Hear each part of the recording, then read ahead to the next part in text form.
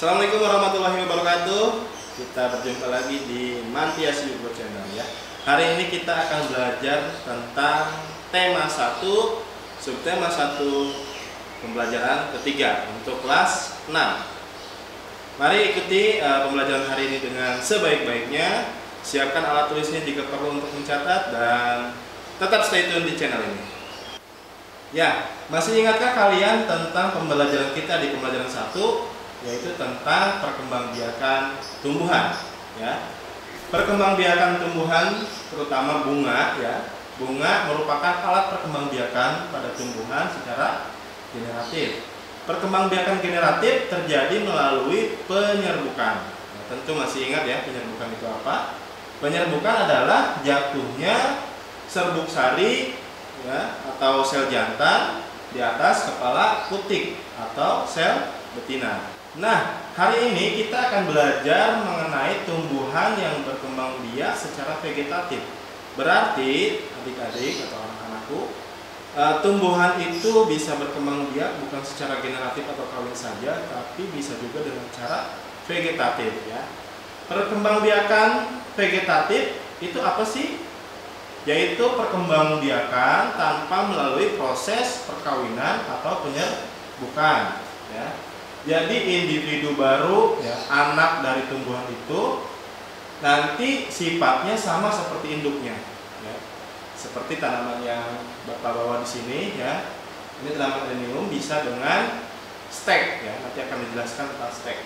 Jadi bisa kita pangkas ya, potong dahannya atau cabangnya, lalu kita tancapkan di tanah dan akan tumbuh kembali ya. Tapi sifatnya sama ya.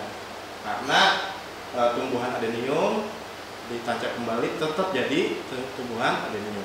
Perkembangbiakan secara vegetatif dibagi menjadi dua macam ya.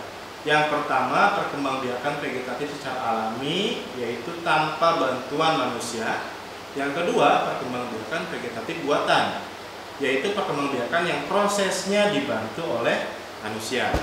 Contohnya vegetatif alami atau perkembangbiakan secara vegetatif alami, yang pertama adalah tunas ya.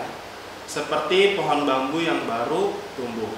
Itu alami, terjadi tunas lalu tumbuh menjadi pohon bambu kembali. Pohon bambu yang baru tumbuh itulah yang disebut dengan tunas. Tunas tumbuh dari batang yang terdapat di dalam tanah. Contoh lainnya seperti pisang atau tebu.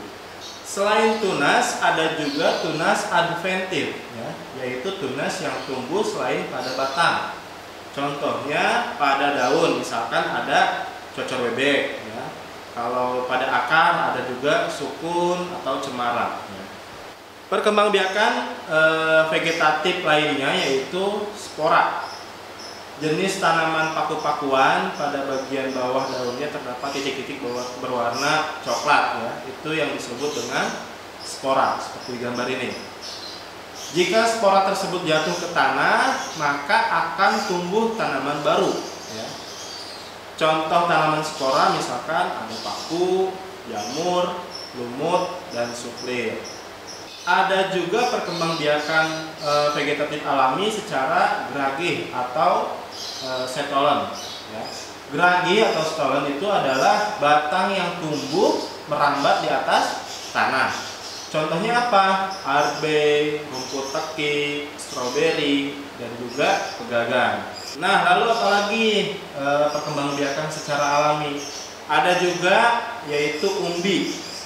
Umbi dibagi menjadi 3 jenis ya, yaitu umbi akar, umbi batang, dan juga umbi lapis.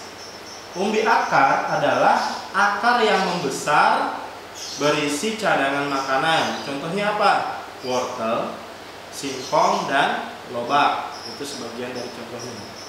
Lalu yang kedua, umbi batang. Umbi batang itu apa? Umbi batang adalah batang yang tumbuh di dalam tanah dan ujungnya menggelembung menjadi umbi ya. Contohnya kentang dan ubi. Lalu yang ketiga, umbi lapis, yaitu pelepah daun yang berlapis-lapis ya. Misalkan bawang merah, bawang putih, tulip, bunga tulip maksudnya, dan lain sebagainya. Ya, selanjutnya perkembangbiakan vegetatif alami yang terakhir yaitu rizoma atau akar tunggal. Rizoma atau akar tunggal yaitu batang yang tumbuh di dalam tanah. Ya. Contohnya apa? Jahe, kunyit, lengkoas, kencur, temulawak, dan sejenisnya. Itu tadi adalah perkembangbiakan tumbuhan secara vegetatif alami. Sekarang kita ke perkembangbiakan tumbuhan secara vegetatif buatan. Buatan itu yang prosesnya dibantu oleh manusia. Yang pertama yaitu mencangkok, ya. Yaitu membuat cabang batang tanaman menjadi berakar. Seperti ini contohnya. Mencangkok sering dilakukan pada tanaman yang bercabang kayu dan buah-buahan seperti jambu biji, jambu air, dan mangga. Perkembangbiakan secara vegetatif buatan yang kedua yaitu okulasi atau menempel. Menempel atau okulasi dapat dilakukan pada mata tunas dari dua tanaman yang sejenis, tetapi beda sifat. Ya. Misalnya apa? Kita menempelkan pohon mangga harum manis dengan pohon mangga mana lagi, ya. Dia satu jenis tetapi beda sifat, ya, beda jenis buah mangganya gitu. Sama-sama mangga tapi jenis mangganya beda. Itu bisa disatukan dengan cara okulasi atau menempel. Perkembangbiakan vegetatif selanjutnya, vegetatif secara buatan, ya. Yang selanjutnya yaitu menyambung atau mengenten. Menyambung atau mengenten itu menggabungkan batang bawah dengan batang atas pada tanaman yang sejenis. Selanjutnya vegetatif buatan dengan cara stek, ya. Tadi di pertama sudah dijelaskan. Stek itu memperbanyak tumbuhan dengan menancapkan potongan bagian tumbuhan. Bisa batang, bisa daun, bisa akar, ya, ditancapkan di tanah. Contoh stek batang itu biasa terjadi kalau kita menanam singkong, ya, tebu, mawar, melati, termasuk pohon ini adenium juga bisa di stek batang. Yang kedua, stek daun. Contohnya apa? Ada cocor bebek dan tanaman begonia.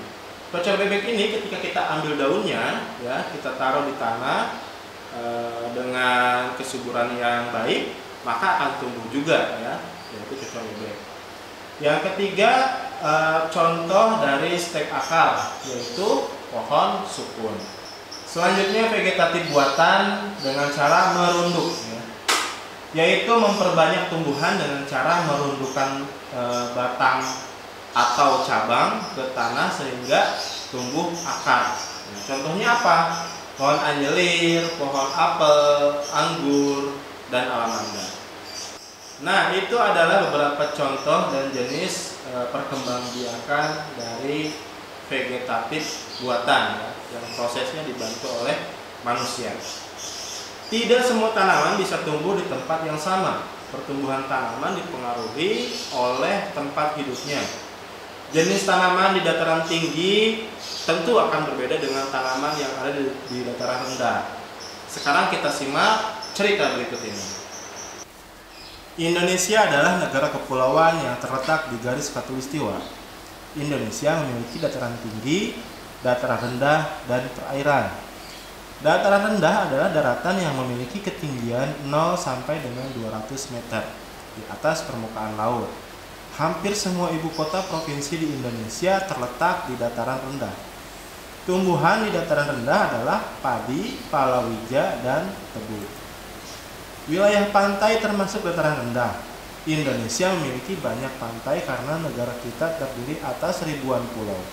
Tumbuhan di wilayah pantai adalah kelapa, bakau, dan ganggang.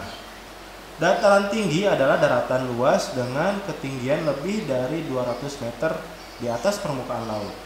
Beberapa dataran tinggi di Indonesia adalah diantaranya dataran tinggi Dieng, yaitu di Jawa Tengah, dataran tinggi Malang, dan dataran tinggi Tengger, yaitu di Jawa Timur, dataran tinggi Alas di Aceh, dan dataran tinggi Bone di Sulawesi Selatan. Jenis tumbuhan di dataran tinggi adalah teh, kopi, cengkeh, buah-buahan, dan sayuran. Nah, dari bacaan tersebut, mari kita belajar menemukan ide pokok dari suatu bacaan. Masih ingatkah kamu tentang apa itu ide pokok? Ide pokok atau gagasan utama adalah inti dari suatu paragraf. Ya. Bagaimana cara menemukan ide pokok tersebut? Yang pertama, cari kalimat utamanya, karena ide pokok ada di kalimat utama. Yang kedua, kalimat utama suatu paragraf bisa terdapat di awal, tengah, atau di akhir paragraf. Kalimat utama apabila di awal paragraf, kalimat kedua, dan seterusnya akan menjadi penjelas kalimat pertama. Ya. Dan kalimat utama jika ada di akhir, maka kalimat terakhir berupa kesimpulan. Ya. Biasanya ada tandanya dengan kata-kata jadi, sehingga, oleh karena itu. Nah, itu berupa kesimpulan. Mari kita cari ide pokok dari bacaan tadi ya. Wilayah pantai termasuk dataran rendah. Indonesia memiliki banyak pantai karena negara kita terdiri atas ribuan pulau. Tumbuhan di wilayah pantai adalah kelapa, bakau, dan ganggang. Mari kita temukan kalimat utama pada paragraf tersebut. Lihat di kalimat pertama ya, wilayah pantai termasuk dataran rendah. Nah, tidak ada atau tidak terjadi kesimpulan di akhir kalimat yang menggunakan kata jadi, sehingga, atau oleh karena itu, maka sudah pasti kalimat utamanya ada di awal paragraf. Baik, itu pembelajaran kita hari ini. Selamat mencoba menemukan ide pokok di paragraf-paragraf berikutnya ya. Bapak yakin kalian bisa mengerjakannya. Harus semangat belajarnya. Sampai jumpa di pembelajaran berikutnya.